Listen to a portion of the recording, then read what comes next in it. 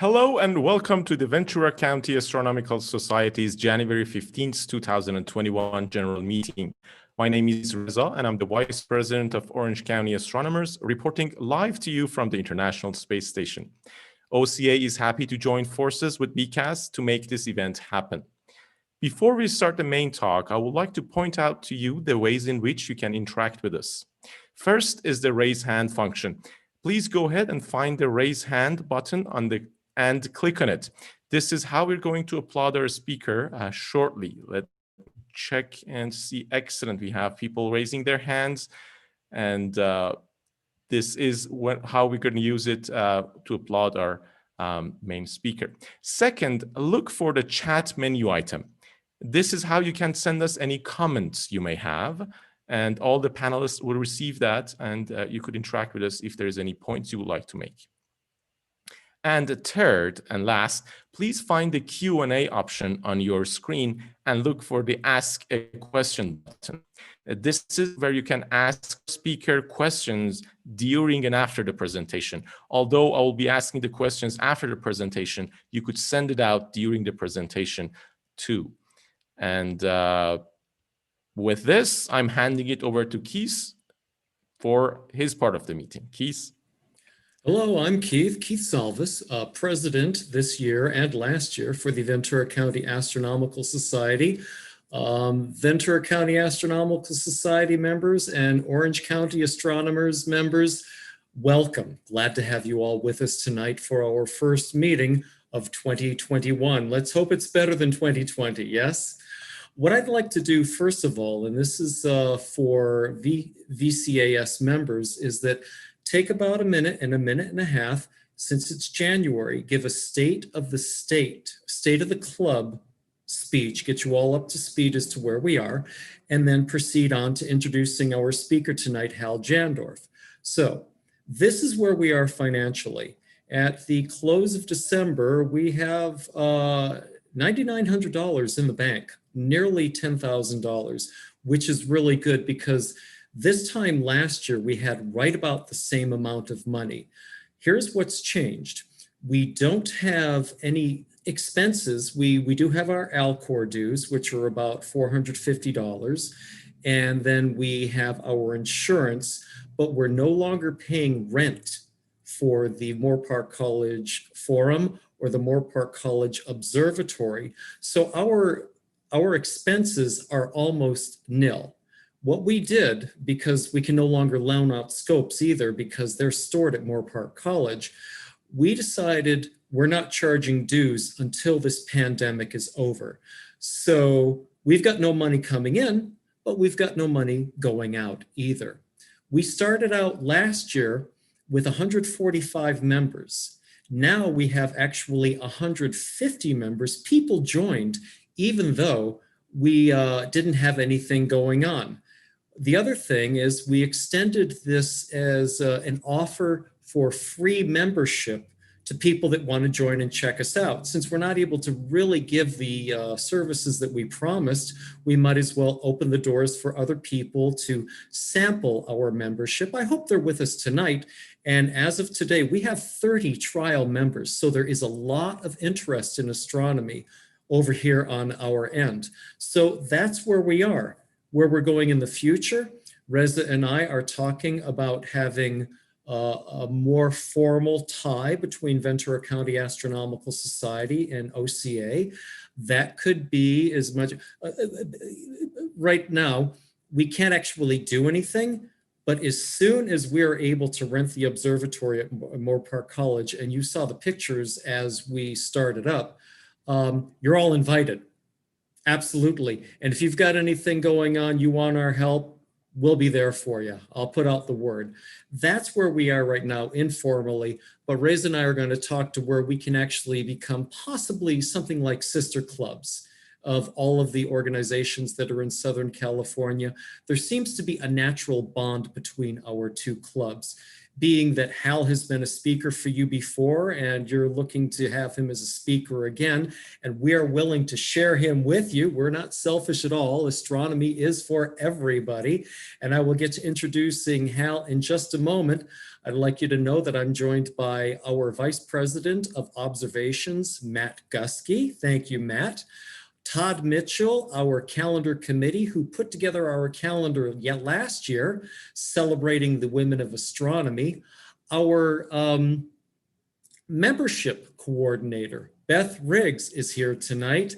And our vice president of programs, the one who is organizing our speakers, David Contreras. David has been extremely busy because he works in a place that's on the front line fighting this pandemic that we have now. So I'm very fortunate and blessed to have him able to join us tonight. He's working like 12-hour days. That's our panel that's with you tonight. For all of you in Orange County astronomers whom I can't see, we love you all and we all share the same love for astronomy. And that brings us to our speaker tonight, Hal Jandorf, who is going to give us his life story and how he came to love astronomy from a child today. A brief introduction: Hal is a mechanical engineer, and for 21 years, he was a civil engineer for Point Mugu.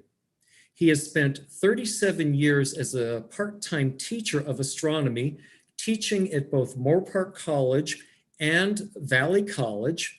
And also, as far as the Moorpark College Observatory is concerned, Hal's work and his persistence is basically solely responsible for the fact that we do have that astronomy at Moorpark College, even though it's named after Charles Temple, the one who donated the most money, and we can't knock that because it does take money to have this happen.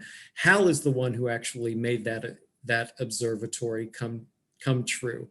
I've spoken enough. It is time to turn the floor over to Hal, who is going to tell us how he came to love astronomy. Former president, current teacher of astronomy. I turn it over to you, Hal.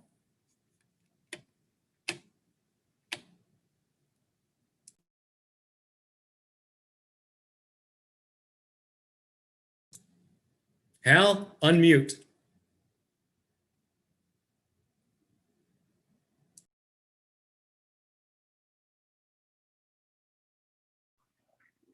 Okay, can you hear me now? Yes, okay. Okay. This is kind of a voyage, I guess, in a lifetime, and it's still going, still continuing. And I'm sure that some of you entered the amateur astronomy field. You have the same and very similar stories that you've got. That's why, according to the end of it, you might want to think about on the chat what your thoughts are about this too. Because it's just one of many, many times, or many different lives as an amateur astronomer. And I'll show you what happened to me after the many years. I think I keep saying, well, I must be around into astronomy for about 60 or 70 years, more like around 60. Yeah. So it started for me, as you can see this slide. This is actually the Sputnik, and that was launched and started orbiting in 1957. And this was started me at that time. I think it was about 9 years old at that time, and climbed up the steps into the apartment roof with my dad, and we saw this across the sky, and it was pretty amazing.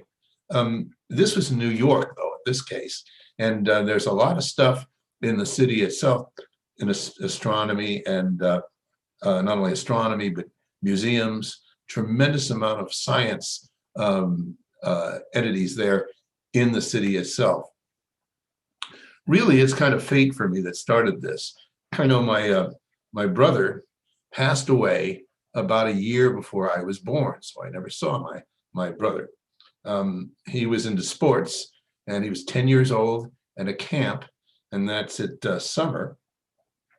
And he did a match, a boxing match, and was knocked out. And unfortunately, the injury was pretty sustained, really pretty bad. And so he passed away in camp. So obviously, when I was born, my parents thought, no sports for Hal, it's going to go in science a lot more, less dangerous. And so I guess that was the path right there. So let's move on to the slides and see what happened when I was a little kid. What really did it is actually the Hayden Planetarium. Unfortunately, it's not here anymore. There's a new one, but this one for me was extremely mysterious. Going inside there when you're 5 years old, most kids are really afraid and frightened by the dark. But for me, it was just amazing. What my memories is this room right here does not exist anymore. But here on the ceiling, you can see this. See if I can get a little bigger on this one. Maybe, no, okay. In this one, they're planets, are little tracks, and they glow in the dark. And on the walls are like the constellations. And when it's dark, it was very, very amazing, especially for a little kid. At the planetarium itself is a Zeiss. No, that is not me there. It's just a photograph, not me and my mom or stuff. But we did go there for many times. And this was the start of astronomy for me, at least for amateur astronomy. We moved to Los Angeles in 1960. And my toys were more science toys, like this one. It's a planetarium, a home planetarium. And I was using that and learned the constellations and started teaching my friends and my relatives where the constellations are. I still have that in my closet, and we still use it sometimes too. That was a long time ago. Of course, in Los Angeles, we've got the Griffith Observatory, and there it's kind of like a redo on what we did in New York itself. I think when I was high school, in junior high school, I interviewed Clevin. I don't know the name of it. It was the director at that time, and we're talking about the career path. And I remember that too, I was talking to him at that time. It was a long time ago. Obviously, the telescope was another amazing thing for me. The telescope was huge. And this is about 12-inch diameter refractor with about a 9-inch diameter telescope on top of it. And you line up just like we do now and take a look at Saturn or the moon. And that was amazing. I needed that. I had to have one. I had to have one.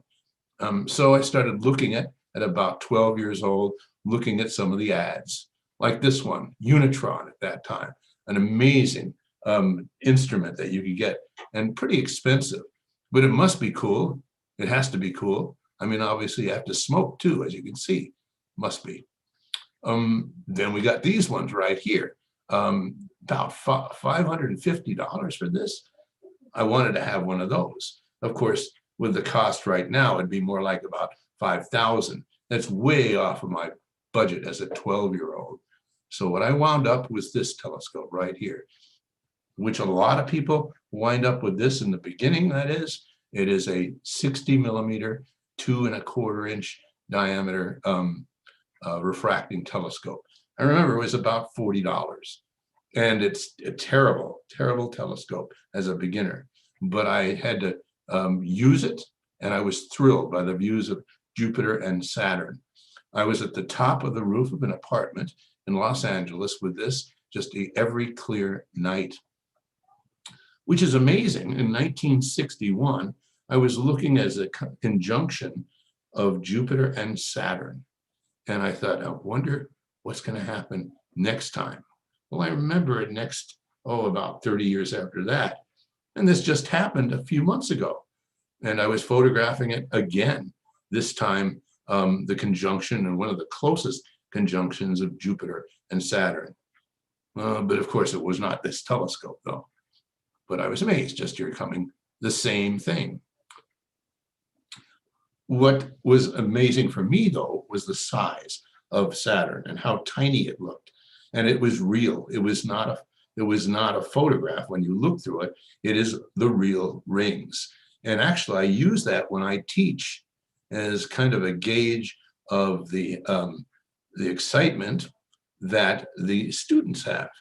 If they look at Saturn the first time and they notice it's really small, they get really excited. Say, this is amazing. It's like fake. I think somebody put a sticker on it. It's just incredible. It's real stuff. And they get A's. But if they look at Saturn and they say, oh, well, it's small. Obviously, they don't have a soul. They have not even a soul. So I can gauge that on the interest in astronomy with a view of it through a telescope of Saturn. So I had to get a bigger telescope. When I was high school, we had this one. It's a 4-inch diameter reflecting telescope. And I love that telescope here. You can see it right here. Tremendous amount of images of deep sky objects, more aperture, and so you could see more. But still, I guess I started an era of high school, which means I was more interested in dating than it was for telescopes. So it took a few years to kick up again. A lot of years, I guess, because when I finally got married, I bought one of these. And this is a Celestron 5-inch Schmidt Cassegrain telescope. Now, I guess we could say this is a real telescope. It has the potential of astrophotography, observing. It has a motor drive. This thing is extremely old for the standard right now, but I still have it, and it is still an amazing instrument. But bigger telescopes and a bigger family too. We had twins. This is one of my twins right there. Well, that's Brian. He's about 3 months old. Honestly, you cannot prop up a chair and have a 3-month-old person look through a telescope. No, we've tried it. We tried it. You get to around like maybe 6 years old, and then they start to really grasp the view through a telescope. So that worked. A matter of fact, I have 3 kids right now, and they're pretty old right now, but they still have interest in that too.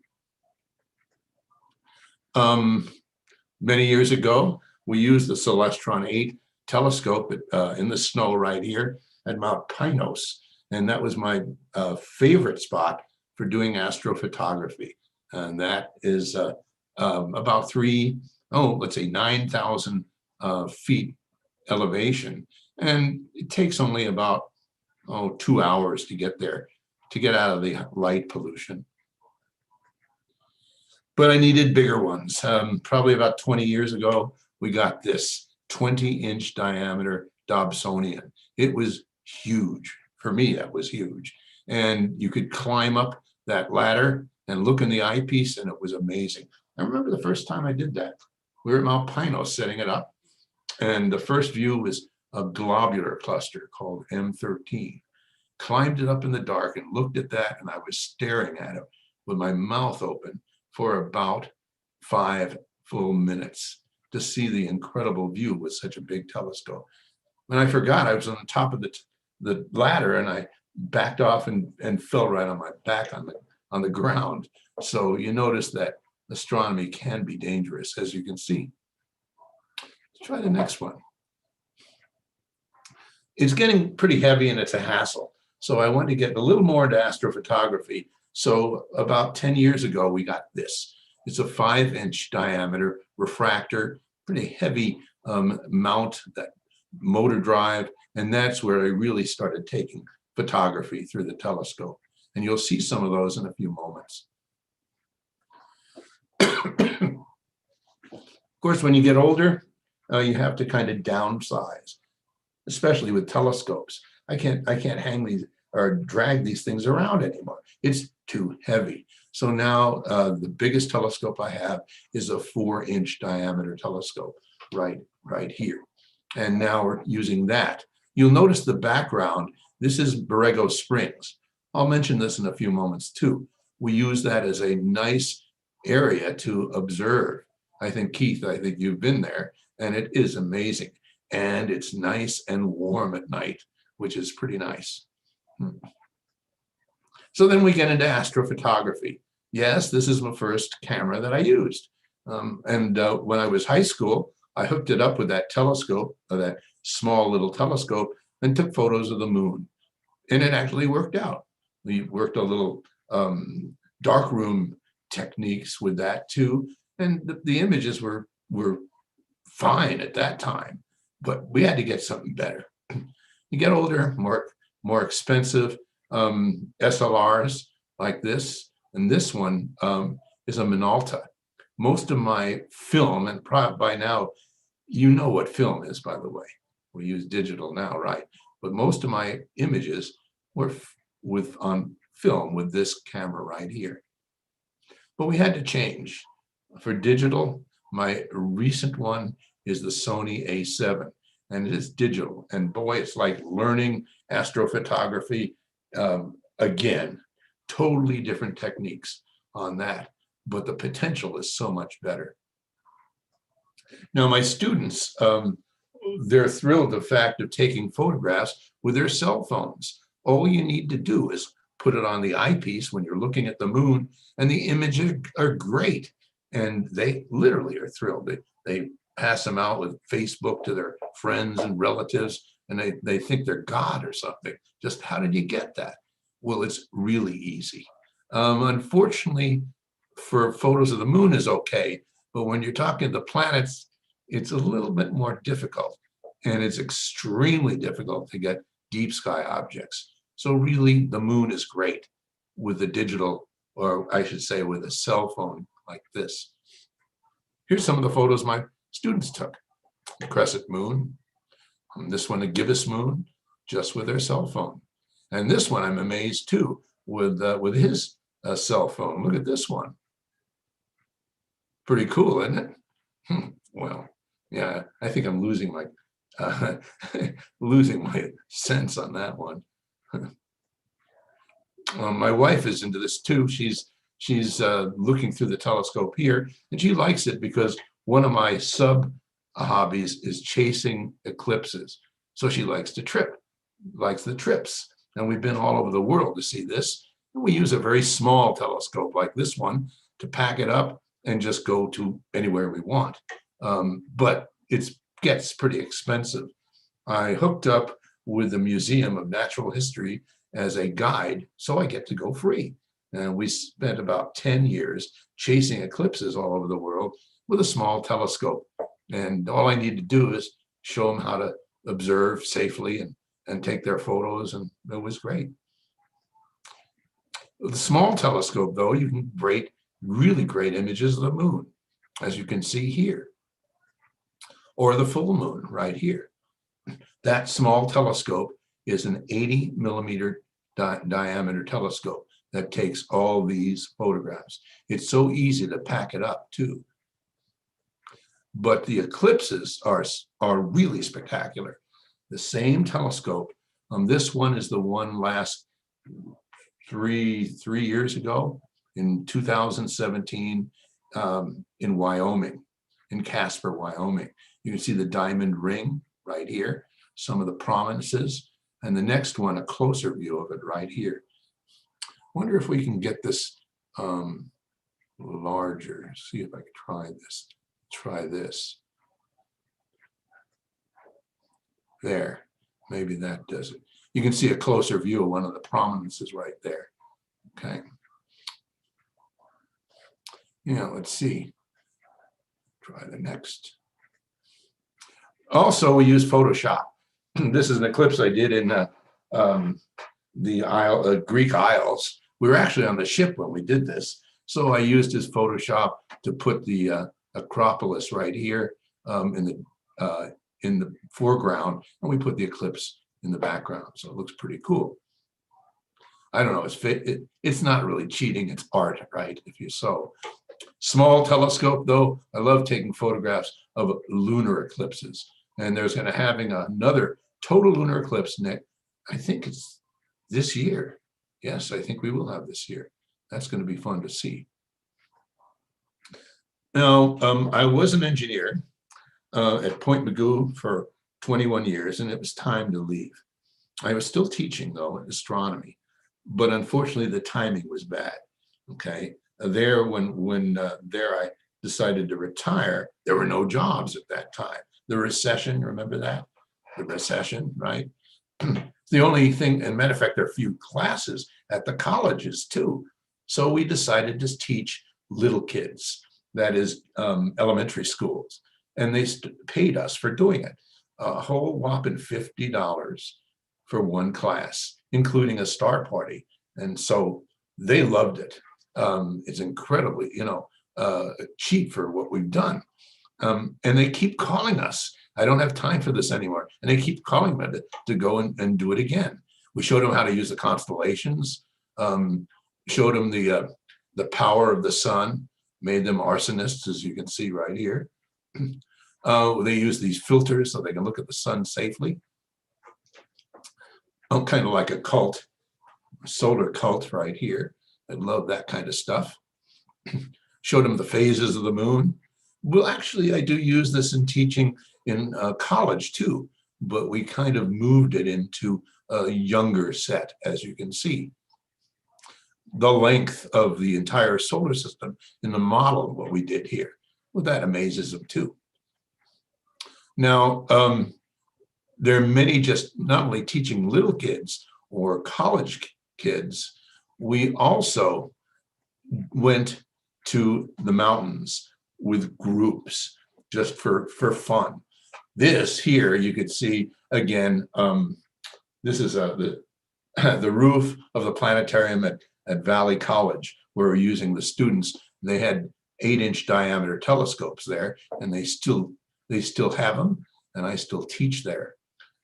But the one I want to mention here is going up to Mount Pinus. Turns out you think the boring way to do it is to drive there. But to me, I loved it because those roads are spectacular. That means I had to get a sports car. So we started to get Miatas into a group we call the Miata group. I hope you know what that is. Sports car, Japanese, kind of cheap one. And we had like hundreds of people that would follow me all the way up to the mountains, into the Mount Pinus, and set up the telescopes up there. But then we used other different sports clubs too, sports cars clubs that went up there too. This is again two photos combined together, as you can see on this one. This is the only photo I've got here. Well, maybe there's another one too that is not my photo. This is the Hubble Space Telescope. What I do is I tell the students that this will not see with a telescope. They expect to see that through their telescopes. I took a photograph of the Ring Nebula, planetary nebula, with my telescope. That's what you see with a telescope. But you're not going to see color. It's black and white, kind of like this. And no, it's not going to be bright like that. It's going to be dim like this. I don't know if you can still see it on your screen, but they know what they expect when they look through the telescopes. At the observatory, we have 50 telescopes that the students use. We only set up 10 at a time, and that is the thrill part of that class. They actually go out there and they find things themselves. They know the sky really well. They know where the constellations are. They know how to use the telescopes. And by the end of the entire semester, they are they're amateur astronomers. So that's what I've been doing for almost 37 years. As a matter of fact, I try to count how many classes I've done up there for all this entire span, and I've actually contacted about 10,000 students into astronomy over the amount of time I've been doing it. And I keep running into them. Maybe if they're doing other things, or maybe restaurants and so on. Oh yeah, I remember that class, and oh yeah, that was great. I really had fun. And then I started to getting their children taking my classes that they took years ago. And just recently, I've gotten the grandchildren of a student that took my class when I started. So you know what that means? I'm really old. That's about it, you know. So we get into astrophotography with the small telescopes to see what you can do.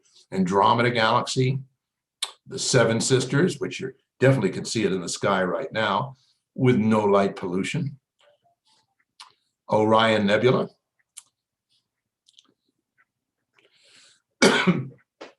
Lagoon Nebula in the summer skies.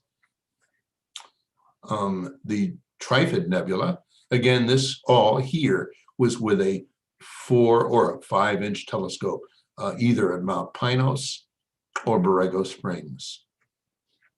A dying star, we call it the dumbbell, and in the center is a white dwarf. And the supernova remnant, we call it the Veil Nebula. The colors are just amazing with using Photoshop. Galaxies with up to billions of stars. So you get really thrilled by astronomy when you start seeing this. Not so much the spectacle of the image itself, but what you're really looking at. More galaxies, and more galaxies, and more galaxies. Oh, by the way, this is M81 and M82, and then even another galaxy right here. This is the most galaxies I've done in one frame. You can count how many galaxies in this photograph right here. Each galaxy contains billions of suns and probably the same amount of planets. And that inspires you when you start looking through this through a telescope. Back to Borrego Springs. Borrego Springs is a tiny town that's designed for observing for astronomers because the lights are extremely low, and there's one hotel that accommodates for people who really want to see a really dark sky. This was taken with a camera, not a telescope, and you can see how beautiful the sky is. Oh, and they got a pool. Could you imagine? Jump in the pool at nighttime and the Milky Way is above. It's just amazing. Recently, the last few slides we have here, is a small telescope, which is called a cat, as you can see the cat down here. And there it's so easy to use, and it's so light, and I don't need the big telescope anymore. And here's some of the photographs that we've done with it. Orion, as you can see, the belt of Orion, the Horsehead, the Flame Nebula, Orion Nebula with that tiny little telescope. The recent comet, Neowise, was taken with that little telephoto lens telescope right here. So since it's kind of flat here, I thought maybe some Photoshop and put some trees in there. Twink. There, looks a little better there, huh? Is that cheating? Well, whatever you think. Okay. And of course, there you can see that conjunction we had with Jupiter and Saturn. With my 4-inch telescope here, you can see not only the planets close together, but even some of the moons. 3 moons of Jupiter, and even Rhea and Titan from Saturn itself. That's the closest it got that night. So that is an amazing thing. I really shouldn't tell everyone what it is, but might as well tell you anyway. It's called Borrego Valley Inn. And if you're thinking about it, it's not a plug or anything. It's great. The problem for me is I have a lung problem. And when I go to Mount Pinus, I can't breathe anymore. So I wanted to find a place where it's dark. And in the spring and the summer, it drops down to about 70 degrees at night. That's the cold it gets. That is amazing. And that's why we go there. I think the last photograph is this one. I just took it last night. It was kind of tough because we do have really bad light pollution here at Thousand Oaks. What I did is we're lucky we had a rather dark sky, and with Photoshop, I tried to push to get as much images out of that from my backyard. So it looked pretty good. But I'll tell you, it's a lot better with no light pollution. Recently, what's going to happen I'm doing in astrophotography is getting new cameras and new techniques, which is a new thing to me too. Every day you're learning more. Now, this is about it for my lecture. If you have any questions or any can add on maybe what your life was, this is the time to do it. And so thanks, and that's it. Hal, that was fantastic. Thank you. Hal, I want to chime in here because you spoke of Borrego Springs. Now, in 2019, after hearing you talk about Borrego Valley Inn for, I think, several years, my wife and I finally joined you, and we went down there, and it was the most fantastic place that I have ever been. I mean, easily accessible, right there in the valley. And yes, it stayed warm all night, and it was beautiful. And one of the things that I found out, now you mentioned about looking up at the Milky Way and jumping in the pool. The only problem is that they keep the pool light on all night long, which was kind of a problem for us back then. But I did check with them, and they said, the owners said, if we rented every room at the Borrego Valley Inn, which is only 20 rooms, they'll turn out those lights for us. So it'll be solid observing. And I thought that that's a great idea. So I wanted to mention that because Borrego Springs, I can't say enough about it. And also an hour-and-a-half drive away up in the mountains is a town called Julian, where my wife and I visited. And so we went from 110 degrees in the valley floor to 40 degrees and almost raining in a town called Julian. You'd think it was the dead of winter, but it's a beautiful place. I highly recommend it for everybody. And Reza, you and I are going to be talking. I'm going to initiate this conversation with you because between VCAS and OCA, I think that we can fill every room in that hotel, and it's a very nice hotel, and make one heck of a star party out of that. So that's all I wanted to say, Hal. And of course, I want you there too. And one more thing. The news for Moorpark College is that they are not going to do in-class teaching until September. And I didn't mention that in the beginning in the State of the Club address. What I'm hoping is that they'll allow us to rent the observatory before then. But we're just going to have to see where this pandemic goes before then. Maybe they'll allow the public to access the college, even though they're not allowing the students. But Hal, just a plug. Thank you again. Great talk. I love it every time I see it. Anybody else? Beth, Reza, Todd, Matt, anything you want to? Matt would like to chime in, and then we'll get to the questions. Thanks, Keith. Yeah, thanks, Hal. It's a great talk. I think it's every time I hear you do that talk, I'm always drawn to that picture of the 20-inch Dobsonian we got. And I've been dreaming about one for a long time. I built a couple Dobs, but smaller. And I was just wondering, in your experience, what's the benefit? What's that like? Is it worth it, or is that a dream I should forgo? If you're young, which it looks like you are, yes. If you're old, no. I think what you should do is what I do now is get a good friend up at Mount Pinus, and they have even bigger telescopes, and they'll let you use yours. And to me, I like using my own, even a smaller one compared to a large one anyway. But yeah, it definitely is worth it. I would definitely look through other people's big telescopes first before you buy one. Thank you.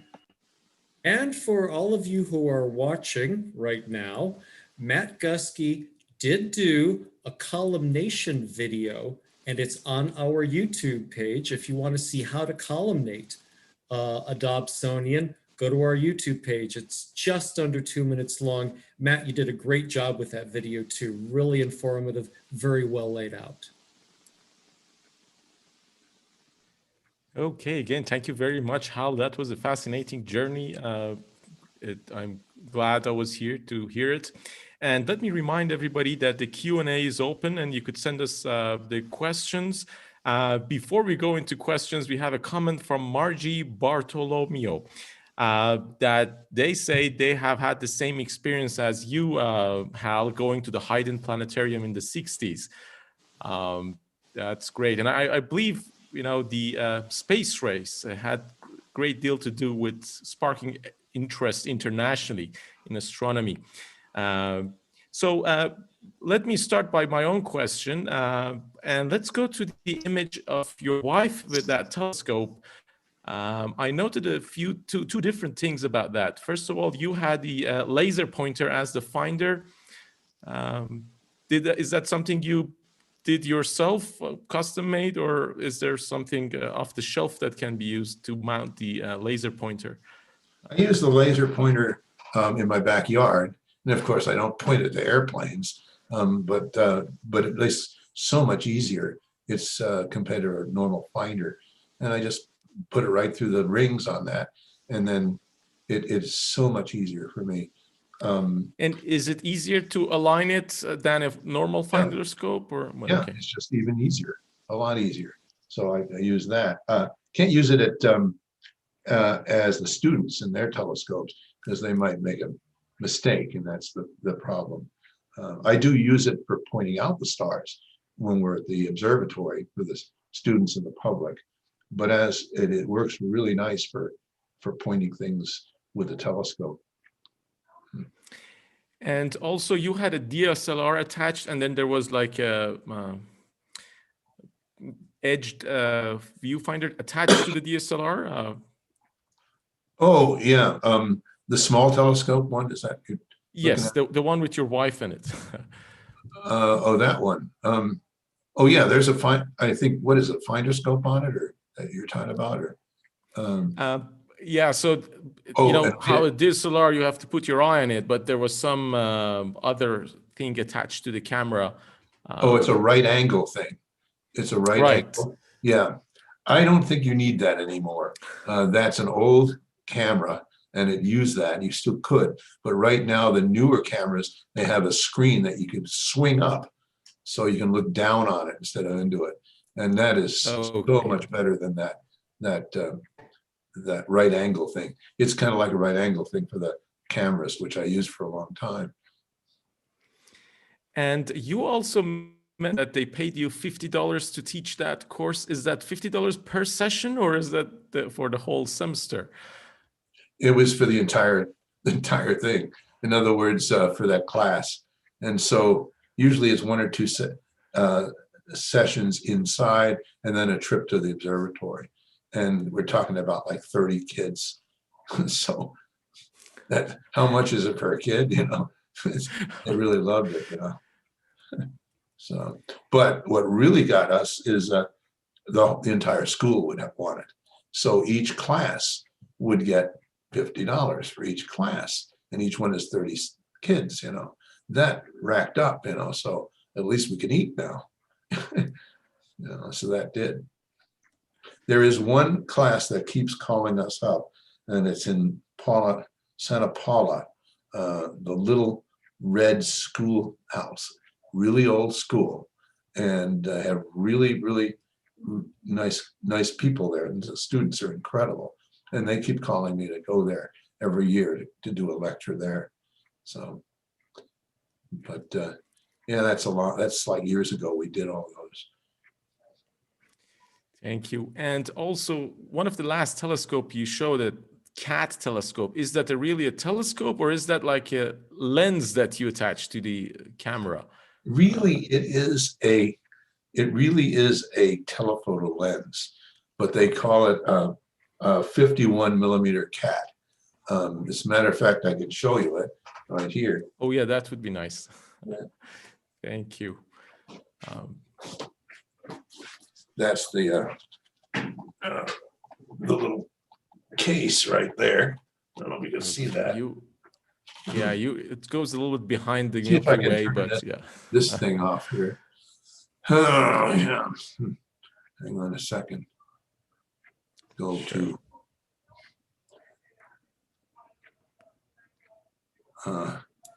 Hey, Hal, while you're turning that off, early in your presentation, you showed a modern picture of Griffith Observatory. Let's see if this can, let's see. That's Griffith Observatory from 50 years ago. That's Yeah, from our with stars. scrapbook. I know. Yeah, I know. That's like a what, a 1965 and a half Mustang there? Oh, yeah. Yeah, it's old stuff.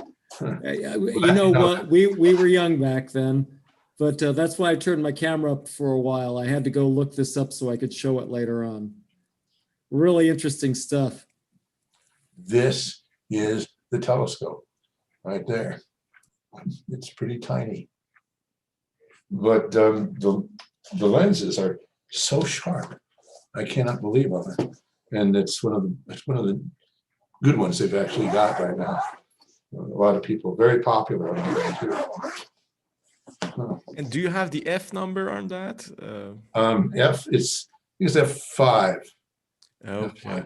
And it's like I think 300 about 300 millimeters. Yeah. Now, there's a question about if you know anything about the Stellina scope and the camera system. Is that something you recommend, Stellina? Is that again? Stellina, I think I'm pronouncing it right. So somebody's asking if you know anything about the Stellina scope and camera system, and if you recommend it. Stellina. ST. What was it again? S. Yes, Stellina. Oh, okay. Yes, that's okay. A friend of mine has one of those. Yes, it's it's a like 4-inch diameter telescope, and has a computer inside. And what it does is it builds up the photons onto the sensor, and it takes a few minutes, and then you could see deeper, brighter images that's full color. And I think it is a really good idea for beginners or for schools and stuff. I think for the more expensive telescopes for astrophotography, you can get better images that way. But for beginners and getting it met for clubs like that, it would be great because you're seeing color images of nebulas and galaxies, which you can't even see normally. And I think it's great for popularizing astronomy. I think it's around $3,000 though for that telescope. And so I think it's more like a club instrument that would be good. Thank you. And we have another question asking about Mount Pinus. Is it open for viewing all the time, or do you have to make special reservations? No, it is open. I think there has to be a nature type, some kind of a sticker or something to use the national parks. You can go that through the national parks to get that. I think it's like $5. It's no big deal. They don't really check usually. The problem with Mount Pinus in the winter, it's just brutal, absolutely brutal. I mean, really deep snow. A lot of the skiers go up there usually, but it gets a little more easier when you go like in April, May. That's then when there's no snow. Okay, so it is open, but you need a permit, and you don't recommend it during the snow time, huh? Not for me. I like when it's warm. Yeah, but I used to do that. Yeah, I think the earliest I got up there was April, and it was like 30 degrees at night. So I don't like that. Okay, thank you. Now we have another question. So what is a good way to start in astrophotography? And they acknowledge that there are a lot of online resources, but that would be rather daunting. So is there a starter class in the area, or how to get started in astrophotography? Well, it depends. Are you talking about through a telescope or just a camera itself, or what? We need to know. Well, the questioner has not clarified that. Maybe you can elaborate on both. Would that be good? Well, it's easy just to get there with just a camera, a good, maybe a digital camera that you can remove the lens and a tripod, and you can get great photos with that with a telephoto lens without a telescope. That's where I got photos of the comet there without much but a tripod.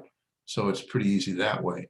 The moon you could do too, but when you want to go to like galaxies, nebulas, star clusters, then you're going to need a telescope with a motor on it, and the expense goes astronomical, as you can see. Yeah. So it depends on what you're going to do. But are there any like classes to get you started in area? Well, there's a lot of videos online about beginning astrophotography. There are a lot of them there, but I would start with just the camera. You can get things like star trails with just a camera and a tripod, a few moon photos, eclipses, tremendous amount you can do without a telescope.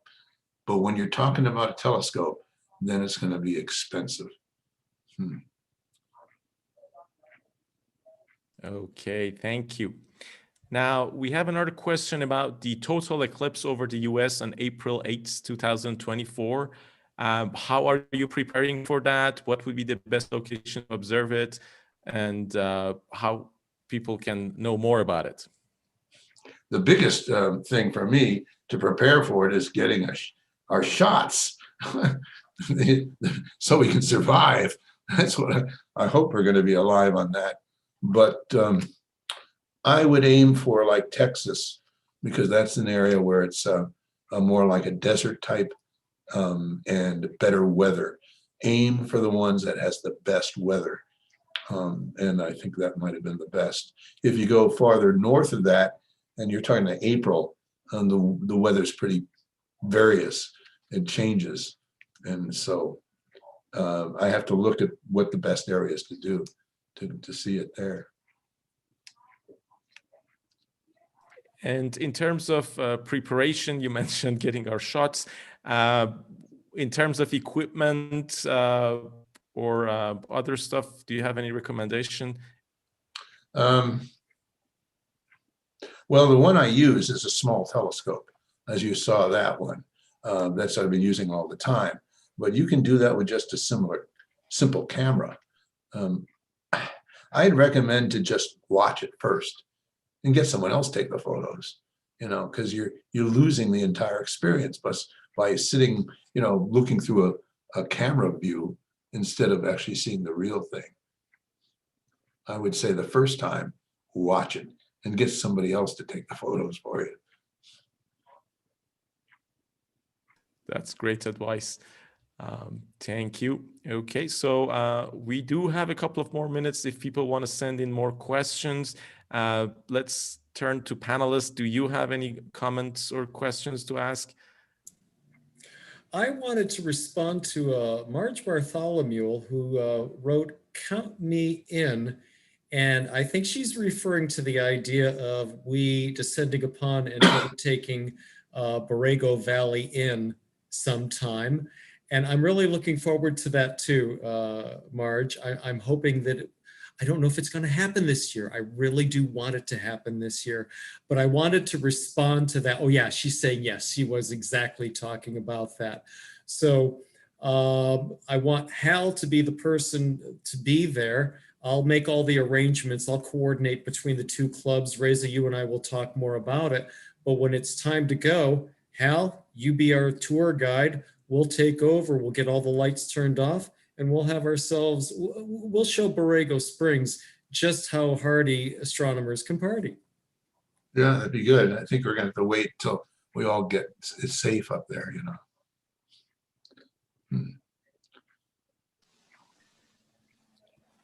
Hey, Hal, it's Todd.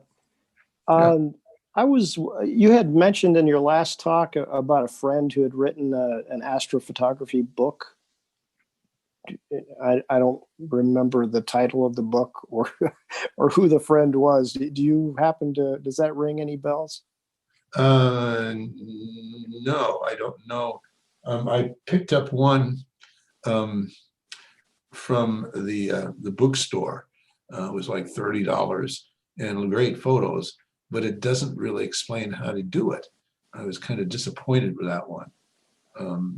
The one I'm trying to get into stacking into that and a different type of photography, which I've not done yet. And this is all a new thing.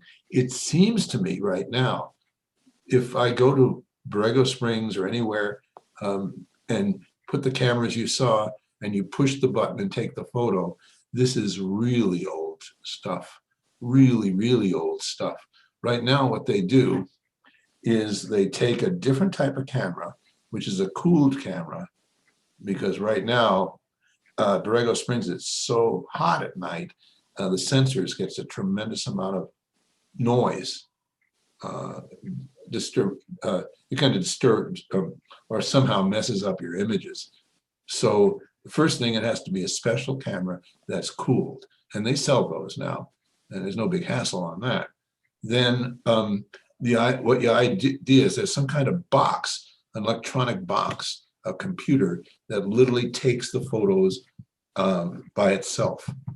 So you push the button and it, and it does for hours.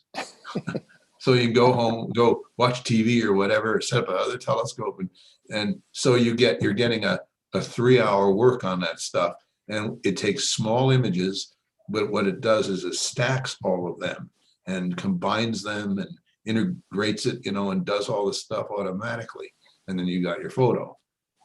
Yeah, it's amazing. I just got a Google Pixel that does all that, and even it stacks, and it's a phone. It's a tremendous amount of time to do that, and I don't know. It's beyond me right there, Right. Well, it's nice that you can have the phone do that, so you can just look while it's doing all the work. Yes, you need a second telescope to do that. Right. But I've seen the photos I've done by doing that. It's more than professional. I've never seen such incredible images from that by doing that. It takes time on it. Yeah. So Todd, is that a special app you need to install on your Google Pixel No, phone? it only works on, it's the Google Camera app, but it only works, it has an astrophotography mode that only works on Google Pixel 3 on up. Yeah. Thank you. Now we have a question for you, Hal. Are you still using your Sony A7 camera, or have you switched to a CCD type of I'm camera? going to soon, but until, like I say, when it opens up and we go places, that's what I'm waiting for that. I will get a dedicated camera for that, but I'm still using the A7 Sony for my backyard and things like this. But yeah, that's my next step. And is that what you're attaching to the Cat-1 telescope? Yes, you can connect to any telescope or a lens or anything like that. I think it's called ZWO. ZWO. I know you're right. I guess the dealer in that area is like Oceanside Photo and Telescope. That's the one who handles that.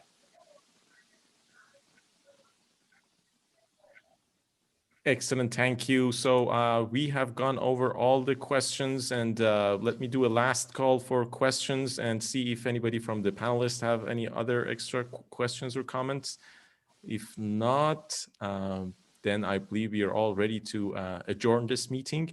It was great having you all with us. Let me just remind you that the next VCAS general meeting is going to be on Friday, February 20th. 8:30 p.m. As usual. And also, you can help us make these meetings better by taking a minute to fill out a survey that should be already open in your browser. With this, I wish you great times ahead and see you all next time. Have a great night. Well, thanks. And by the way, for you and also Keith, what you're doing is you're saving amateur astronomy. I tell you, without that, it wouldn't even hear anymore, you know. So thanks for all of you. Well, this being the 50th anniversary of Ventura County Astronomical Society, I think this is the year us old timers should try and figure out a way that we hand it off to the Gen Zers and the millennials. They don't have to deal with film. They've got the best tools and the best technology. Let's give it to them. Yeah.